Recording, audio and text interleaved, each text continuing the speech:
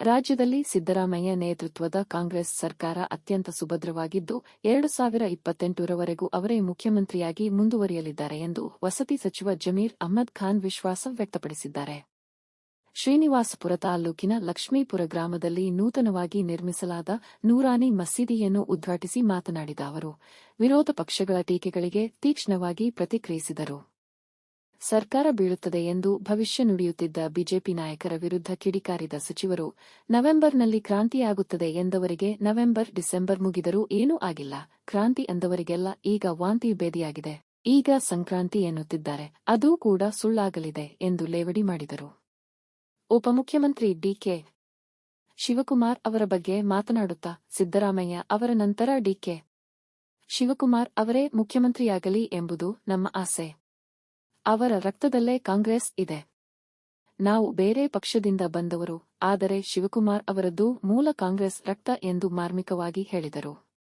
ಹಳೆಯ ಮಸೀದಿಯನ್ನು ತೆರವುಗೊಳಿಸಿ ಭವ್ಯವಾಗಿ ನಿರ್ಮಿಸಿರುವ ಕಾರ್ಯವನ್ನು ಶ್ಲಾಘಿಸಿದ ಸಚಿವರು, ಮಸೀದಿಯ ಅಭಿವೃದ್ಧಿಗಾಗಿ 50 ಲಕ್ಷ ರೂಪಾಯಿ ಅನುದಾನ ಘೋಷಿಸಿದರು. ಈ ಮೊತ್ತವನ್ನು 4 ದಿನಗಳಲ್ಲಿ ಹಸ್ತಾಂತರಿಸುವುದಾಗಿ ಭರವಸೆ ನೀಡಿದರು. ಇದೇ ವೇಳೆ ಸರ್ಕಾರದ ಬಗ್ಗೆ ಮಾತನಾಡಿ, ಬಿಜೆಪಿ ಸರ್ಕಾರ ಕಡಿತಗೊಳಿಸಿದ್ದ ಅಲ್ಪಸಂಖ್ಯಾತರ ಬಜೆಟ್ ಅನ್ನು ಸಿದ್ದರಾಮಯ್ಯ ಸರ್ಕಾರ 4,500 ಕೋಟಿ ರೂಪಾಯಿಗೆ ಹೆಚ್ಚಿಸಿದೆ. ಇದರಲ್ಲಿ 2,900 ಕೋಟಿ ರೂ. ಶಿಕ್ಷಣಕ್ಕೆ ಮೀಸಲಿಡಲಾಗಿದ್ದು, 5 ಲಕ್ಷ ವಿದ್ಯಾರ್ಥಿಗಳಿಗೆ 200 ಕೋಟಿ ರೂ. ಸ್ಕಾಲರ್ಶಿಪ್ ನೀಡಲಾಗುತ್ತಿದೆ ಎಂದು ಮಾಹಿತಿ ನೀಡಿದರು. ಧರ್ಮವು ಪರಸ್ಪರ ದ್ವೇಷಿಸಲು ಕಲಿಸುವುದಿಲ್ಲ, ಇಸ್ಲಾಂ ಧರ್ಮವು ಎಲ್ಲರನ್ನೂ ಪ್ರೀತಿಯಿಂದ ಕಾಣುವುದನ್ನು ಕಲಿಸುತ್ತದೆ ಎಂದು ಜಮೀರ್ ಅಹ್ಮದ್ ಖಾನ್ ಇದೇ ವೇಳೆ ಸಾಮರಸ್ಯದ ಸಂದೇಶ ಸಾರಿದರು. ಇದೇ ವೇಳೆ ಮಾಜಿ ಸ್ಪೀಕರ್ ರಮೇಶ್ ಕುಮಾರ್ ಮಾತನಾಡುವುದು, ಈ ಮಸೀದಿಯು ಕೇವಲ ಲಕ್ಷ್ಮೀಪುರದ ಮುಸ್ಲಿಮರಿಗಷ್ಟೇ ಅಲ್ಲ, ಈ ದೇಶದ ಎಲ್ಲಾ ಪ್ರಾಣಿ ಪಕ್ಷಿ ಮನುಷ್ಯರು, ಎಲ್ಲಾ ಜ್ಞಾನ, ಎಲ್ಲಾ ಜಾತಿ ಕುಲದವರಿಗಾಗಿ ಈ ಮಸೀದಿಯನ್ನು ನಿರ್ಮಿಸುತ್ತಿದ್ದೇವೆ. ಏಕೆಂದರೆ ಇದು ಅಲ್ಲಾಹನ ನೆಲೆಸುವ ತಾಣವಾಗಿದೆ. ನಾನು ಒಂದು ಮಾತನ್ನು ಹೇಳಲು ಬಯಸುತ್ತೇನೆ, ಜಮೀರ್ ಬಾಯ್, ನೀವು ಮಂತ್ರಿಯಾಗಿದ್ದೀರಿ ಮತ್ತು ತುಂಬಾ ಕೆಲಸ ಮಾಡುತ್ತಿದ್ದೀರಿ.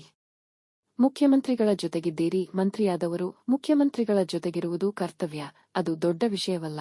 ಆದರೆ ಒಬ್ಬ ವ್ಯಕ್ತಿ ಧೈರ್ಯದಿಂದ, ಮುಕ್ತ ಮನಸ್ಸಿನಿಂದ, ಯಾರಿಗೂ ಹೆದರದೆ ಸಮುದಾಯದ ರಕ್ಷಣೆ ಮಾಡುತ್ತಾರೋ, ಬಡವರನ್ನು ನೋಡಿಕೊಳ್ಳುತ್ತಾರೋ, ಹಸಿದವರ ದನಿಗೆ ಓಗೊಡುತ್ತಾರೋ ಮತ್ತು ಕಷ್ಟದಲ್ಲಿರುವವರಿಗೆ ಸಾಥ್ ನೀಡುತ್ತಾರೋ, ಅಂತಹವರು ಮುಖ್ಯಮಂತ್ರಿಯಾದರೆ ಆ ಕುರ್ಚಿಯ ಗೌರವ ಹೆಚ್ಚಾಗುತ್ತದೆ. ಅಂತಹ ಮುಖ್ಯಮಂತ್ರಿ ನಮಗೆ ಸಿಕ್ಕಿರುವುದು ನಮ್ಮ ಸಂತೋಷ್. ನಾವು ಅಲ್ಲಾಹನಿಗೆ ಲಕ್ಷ ಧನ್ಯವಾದ ಹೇಳಬೇಕೆಂದರು. ನಮಗೆಲ್ಲ ಗೊತ್ತಿದ್ದಂಗೆ ನಮ್ಮ ಪಕ್ಷ ಹೈಕಮಾಂಡ್, ನನ್ಗೆ ಗೊತ್ತಿದ್ದಂಗೆ ಸಿದ್ದರಾಮಯ್ಯ ಅವರು 28ವರೆಗೂ ಅವರು ಮುಖ್ಯಮಂತ್ರಿ ಇರ್ತಾರೆ. ಆಯ್ತಪ್ಪ, ನವೆಂಬರ್ ಕ್ರಾಂತಿ ಅಂದರು. ನಾನು ಆವತ್ತಿನ ದಿಲ್ಲಿಯಲ್ಲಿ ಹೇಳಿಕೆ ಗೊತ್ತಿದೆ, ಯಾವ ಕ್ರಾಂತಿನೂ ಆಗಲ್ಲ, ಯಾವ ಪ್ರಾಂತಿನೂ ಆಗಲ್ಲ. ಯಾರು ಕ್ರಾಂತಿ ಅಂದವ್ರೆ ಅವ್ರಿಗೆ ವಾಂತಿ ಭೇದಿ ಆಗ್ತದೆ ನವೆಂಬರ್ ಆದಮೇಲೆ ಅಂತ ಹೇಳಿದ್ದಾರೆ. ನವೆಂಬರ್ ಹೋಯ್ತು, ಡಿಸೆಂಬರ್ ಹೋಯ್ತು, ಈಗ ಜನವರಿ ಸಂಕ್ರಾಂತಿ ಅಂತಾರೆ, ಅದೂ ಹಂಗೆ ಆಗೋದು, ಏನೇನೂ ಆಗಲ್ಲ. ಹೈಕಮಾಂಡ್ ಸಿದ್ದರಾಮಯ್ಯ ಜೊತೆ ಇದ್ದಾರೆ. ಈಗ ಯಾರೆಲ್ಲ ಸಿದ್ದರಾಮಯ್ಯ ಅವ್ರಿಗೆ ಬದಲಾವಣೆ ಮಾಡಬೇಕಾದ್ರೆ ನಾವು ನೀವು ಮಾಡೋಕ್ಕಾಗಲ್ಲ. ನಮ್ಮ ಹೈಕಮಾಂಡ್ ಪಕ್ಷ, ಕಾಂಗ್ರೆಸ್ ಪಕ್ಷ ಹೈಕಮಾಂಡ್ ಪಕ್ಷ, ಅವ್ರು ಮಾಡಬೇಕಾಗಿರೋ ಅವ್ರು ಮಾಡಬೇಕಾಗಿರೋದು. ಈಗ ಹೈಕಮಾಂಡ್ ಏನು ತೀರ್ಮಾನ ತಗೊಂಡ್ರೆ ಅದಕ್ಕೆಲ್ಲ ನಾವೆಲ್ಲ ಬದ್ಧ.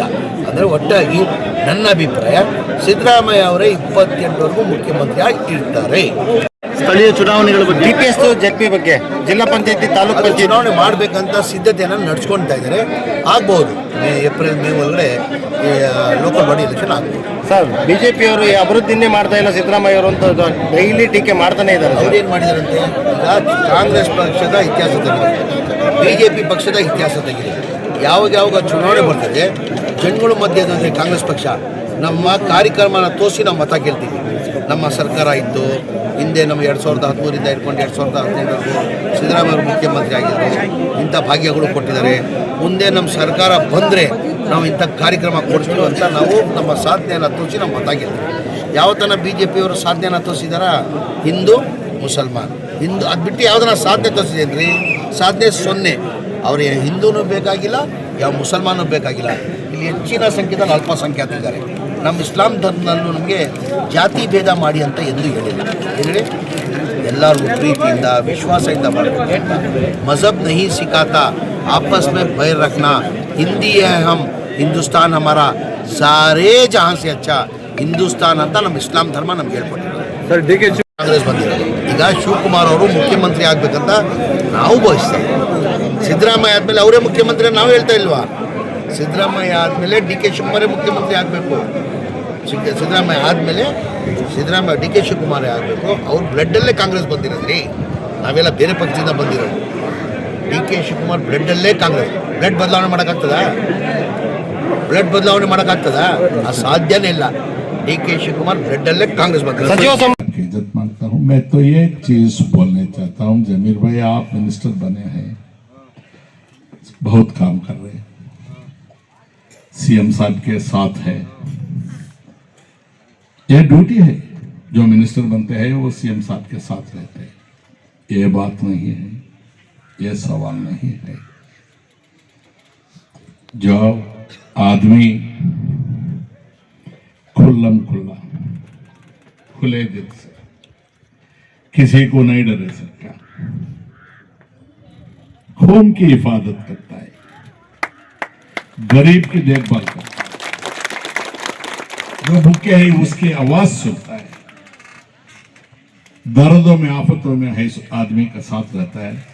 वो चीफ मिनिस्टर भी बन गए तो चीफ मिनिस्टर के सीट की इज्जत बढ़ जाती है।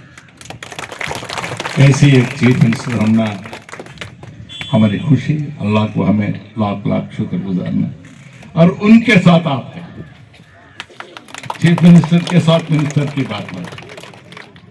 तो आपके मेरे छोटे भाई अब्दुल जब्बार साहब का भी मैं सुनना था, वक्त नहीं है।